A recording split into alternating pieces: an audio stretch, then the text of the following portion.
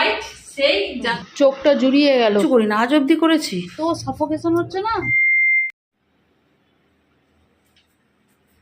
চলো আজ বিগত 2 সপ্তাহ ধরে যাবো করে 3-4 দিন আগে থেকে, 4 দিন না 5 দিন আগে থেকে নিজে শুরু করেছি, ঠিক আছে। আর আগের দিনকে বড় বাজার গেলাম, 8খানা কানের কিনে নিয়ে চলে এসেছি, আর বড় 2-1 জামার পিস, প্যান্টের পিস নিয়েছে। তার আগের দিন গেলাম কি করতে গো, জামা টামা কিনে নিয়ে চলে এসেছি। সবার হয়েছে, ছেলেদেরও হয়ে গেছে, ছেলেদেরও গেঞ্জি টেঞ্জি হয়ে গেছে। কিন্তু যেটা হচ্ছে কথা, বড় ছেলে আবার হাত মারছে এরকম না এখন। যেটা হচ্ছে কথা সেটা হচ্ছে এখন বড় ছেলেরা বেরোবে আমাদের সাথে, ওরা ওদের পছন্দ মতন জিনিস নেবে, মানে গেঞ্জি প্যান্ট ফ্যান্ট পুজো দেওয়া হয়ে গেছে। কিন্তু হ্যাঁ, ওই মার্কেটে গিয়ে নিজে দেখে নিজে পছন্দ করে একটা দুটো নেবে, বাইরে মা বাবার সাথে কিছুক্ষণ টাইম স্পেন্ড করবে, তবে হলো ওদের পুজোর মার্কেট। আজকে যাচ্ছি সেই করতে। ছোট ছেলে রেডি আছে, বড় রেডি রয়েছে, বড় ছেলে পেছনে রেডি রয়েছে, আর আমি আপাতত রেডি হচ্ছি। আমার তো রেডি হওয়ার কিছু নেই, জাস্ট জামা পরা হয়ে গেছে, একটুখানি কাজল একটা টিপ করবো আর ঢ্যাং ঢ্যাং করে চলে যাবো, ঠিক আছে। চলো আজকে ব্লগটা শুরু করছি এই সন্ধ্যাবেলা এই টাইম থেকে। দেখা যায় কতটা কি শেয়ার করতে পারি, অবশ্যই চেষ্টা করবো। যদি না শপিং মলে খুব একটা ভিড় হয় তবে অবশ্যই শুট করার চেষ্টা করবো, ঠিক আছে। চলো আগে রেডি হয়ে নি, তারপর বেরোচ্ছি। তারপর এটা পার্সেলটা গরু মুখে দিয়ে দেবে, তোল সেটা যেতে হবে না।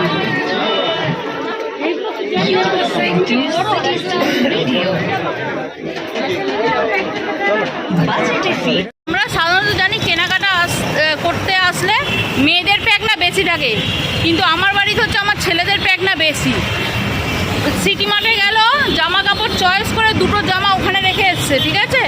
এখানে আবার এসে দেখবে, পছন্দ হলে তারপর এখান থেকে নেবে, না হলে এবার যাচ্ছে বাজার কলকাতা, তারপর যাবে রিলায়েন্স, ঠিক আছে। আমার বাড়িতে আমার মেয়ে তো নেই, ছেলেদের প্যাকটা বেশি। ওর বাবার মতো হতে পারলো না ছেলেগুলো। হ্যাঁ, কারণ ওর বাবার না পেলাম জব করে নিয়ে নিলাম। হ্যাঁ, শুধু নিয়ে নাও, পড়বো কি পড়বো দেখার দরকার নেই, ওর বাপ সে পড়ে থাকে, কিন্তু নিয়ে তো নাও, এই হচ্ছে ব্যাপার। কি গো, এতবার যখন বাজারে মার্কেটে বেরিয়েছি সবার জন্য নিয়ে ঢুকেছি, তুমি তোমার জন্য কিছু একটা নেবে না? খালি হাতে যাবে তুমি? 4টে? তোর বাবার কটা হয়েছে জানিস? 5টা শার্ট, 3টে প্যান্ট, আর 2টো দেওয়া রয়েছে, 2টো প্যান্ট আর একটা জামা দেওয়া রয়েছে, ও আবার একটা জিন্স। তোমার তো কমই হয়েছে গো, আর নেবে না? তোমার তো কেউ নেই, কে দেবে বলো? চলো সকাল সকাল এতটা জামা কাপড় নিয়ে ছাদে রাখতে আসছি, এগুলো এখন ধোয়া কাচার কোনো সময় নেই। দাঁড়াও, বেলাতে কাচতে হবে। কালকে যে জামা কাপড়গুলো পরে গিয়েছিলাম পুরো যখন বাড়িতে এসেছি ভিজে পুরো ডাব। এই খবরে বলছিল 3 তারিখ অবধি ভারী থেকে অতি ভারী বৃষ্টি হবে, রোদে তাকাতে পারছি না। ভারী থেকে অতি ভারী বৃষ্টি হবে, আবার চারিদিকে জল। দাঁড়া, দেখো বাটিতে জল থাকা সত্ত্বেও কল খুলে দিলে খাবে, চারিদিকে জল, বাঁধ ভাঙা এইসব। কিন্তু তার যাই হোক, বৃষ্টিটা হচ্ছে না বলে না রেহাই। আর যাই হোক বৃষ্টিটা হোস না, তাতে মানুষ একটু হলেও শান্তি পায়। আর তার মধ্যে না ভয়ে আরও একটা বিচ্ছিন্ন লাগছে, নিম্নচাপটা তো এখনও নিশ্চয়ই সরে যায়নি। এখন বৃষ্টিটা হচ্ছে না, কিন্তু পুজোর সময় না ভাসায়। তা যাই হোক, কালকে কি কেনাকাটা করেছি না করেছি এসে আর দেখায়নি। যেমন মলগুলোতে ভিড়, তেমন রাস্তাঘাটে ভিড়, আর এসে দেখায়নি, দেখাবো একটু পরে, ঠিক আছে। আজকে সকালবেলা উঠতে দেরি হয়েছে, খুব স্বাভাবিক। কালকে শুতে 12:30 বেজে গিয়েছিল, তারপর আবার রাত্রির 1টার সময় কারেন্ট চলে গেছে। সেই কি কষ্ট!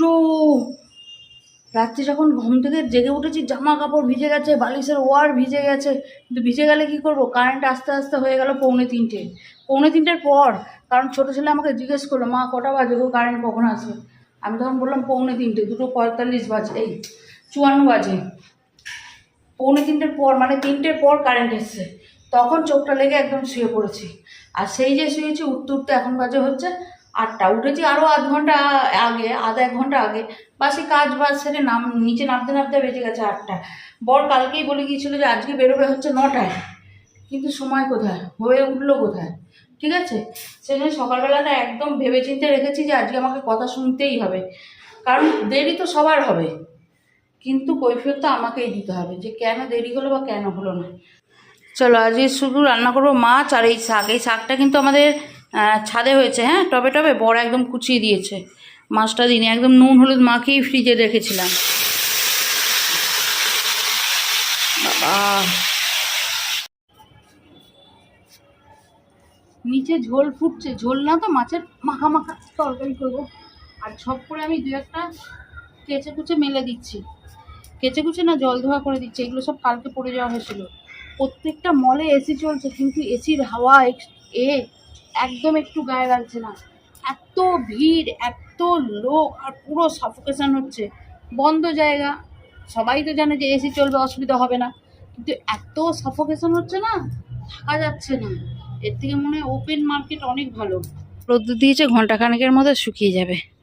আর এই যে আমার শিউলি গাছের অবস্থা, সবার শিউলি গাছে দেখি ফুল ফুটে গেছে, ফুল হচ্ছে, আমার শিউলি গাছে ফুল ওঠা হয় না। আমার আগের ঘরে উঠোনে একটা শিউলি গাছ ছিল, সেই শিউলি গাছটাতে না আমরা রান্না পুজোর সময়ও শিউলি ফুল পেতাম। মানে শিউলি ফুল অনেকটা আগে থেকে ফোটা শুরু হয়ে যেত।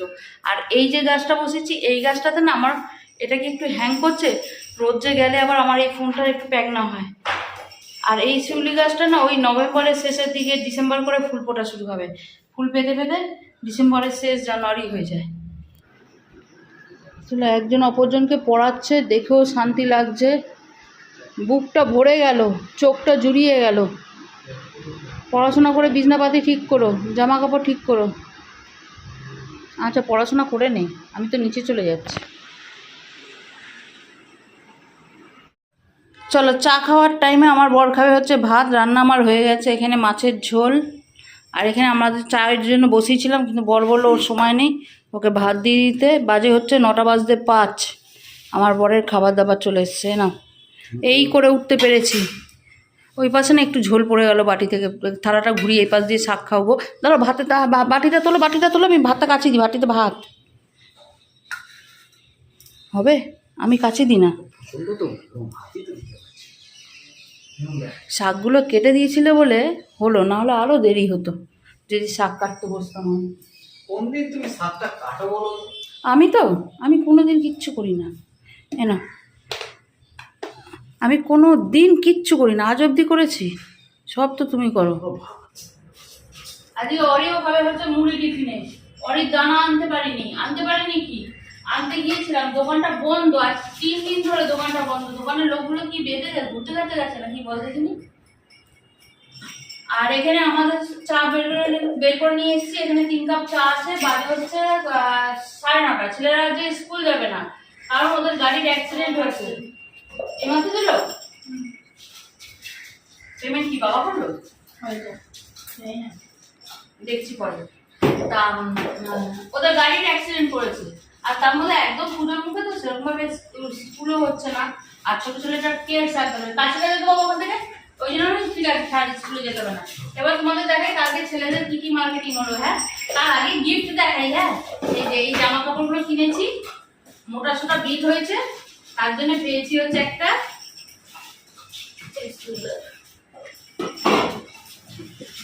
এটা আমার ঘরের খুব দরকারি জিনিস হলো, কারণ আমার যেটা ছিল সেটা ফেটে গিয়েছিল, ভেঙে গিয়েছিল, নষ্ট হয়ে গিয়েছিল, এটা আমার খুব দরকার ছিল। যাক, গিফট হয়েছে।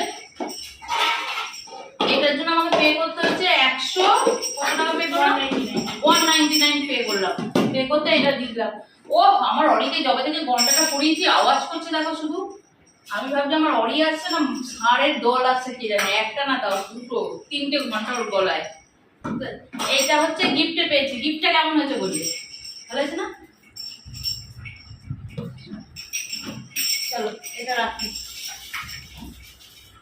এবার আমার দেখাই আমার ছেলেদের ব্ল্যাক অ্যান্ড হোয়াইট জগৎ। কিনতে গেছে সব ব্ল্যাক অ্যান্ড হোয়াইট, সব কিচ্ছু, কোনো কালার নিল না, এমনিতেই ছেলেদের অপশন কম, আমি তো খুঁজে পাই না, সব সাদা কালো সাদা কালো। অরিসিট লাইফটা সাদা কালো তো ওদের ঘুরছে, সব ব্ল্যাক অ্যান্ড হোয়াইট নিয়ে নিচ্ছে। মানে ওর বাবা তো রেগে যাচ্ছে, নিতে দিচ্ছে না। এইটা একটা পুরো ব্ল্যাক, আর এইটা সেই জাল জাল টাইপের, মশারি জাল জাল টাইপের, এর ভেতরে একটা ওল্ড মানি, আচ্ছা ফ্যান্টম ওল্ড মানি। আচ্ছা আচ্ছা, এটার ভেতরে একটা জামা পরে পড়তে হবে, না হলে সব এপুট থেকে ওপুট সব দেখা যাবে। ব্ল্যাক প্যান্ট, হোয়াইট একটা হুডি টাইপের জামা। কি দেখাবো, পুরো হোয়াইট, কি খুললে শুধু সাদা দেখবে। একটা কার্বন ব্লু বা ওই ব্ল্যাকের ক্যাটাগরিতে একটা প্যান্ট, একটা ছোট ছেলে একটা বড় ছেলে। এর আগের ভিডিওতে কিন্তু দেখেছিলাম ওদের কিন্তু টি শার্ট হয়ে গেছে, হ্যাঁ এখনো আবার একটা করে টি শার্ট নিয়েছে। আবার একটা হোয়াইট হুডি টাইপের শার্ট, আবার একটা হোয়াইট সেই নেটের জামা। এই হচ্ছে ওদের ব্ল্যাক অ্যান্ড হোয়াইট জীবন। হ্যাঁ, এই কি ওদের এই ব্ল্যাক অ্যান্ড হোয়াইট জীবনের চক্করে পুজোর সময় একটা শপিং ওদের ইচ্ছেতে হয়, একটা শপিং আমাদের ইচ্ছেতে হয়। জামার গেঞ্জির কালার গুলো আমি জানি ওরা একদম পছন্দ করে না কালারিং জামা টামা, সেই জন্য আমি কি করলাম ব্ল্যাক অ্যান্ড হোয়াইটের উপরেই, মানে যতটা ব্ল্যাক পিস রাখা যায় তার উপরেই গেঞ্জিগুলো এনে দিলাম। আমি যদি জানতাম ওরা নিজের ইচ্ছা তো এরকম ব্ল্যাক অ্যান্ড হোয়াইট কিনবো, ওগুলো আমি একটু রং চঙে নিয়ে আসতাম। এটা হচ্ছে আমি নায়কা থেকে কিছু কসমেটিক্স অর্ডার করেছিলাম। কসমেটিক্স না, সেরকম ভাবে আমি সাজগোজের জিনিস ব্যবহার করি না, খুব একটা সাজগোজ আমি, আমার বর পছন্দ করে না, সেই জন্য আমারও অতটা সাজগোজ হয় না। কারণ হচ্ছে আমার কাছে সময়ই থাকে না সাজগোজ করার, কোথাও বেরোবার কথা বললে। এটা তো আর রিটার্ন করবে না,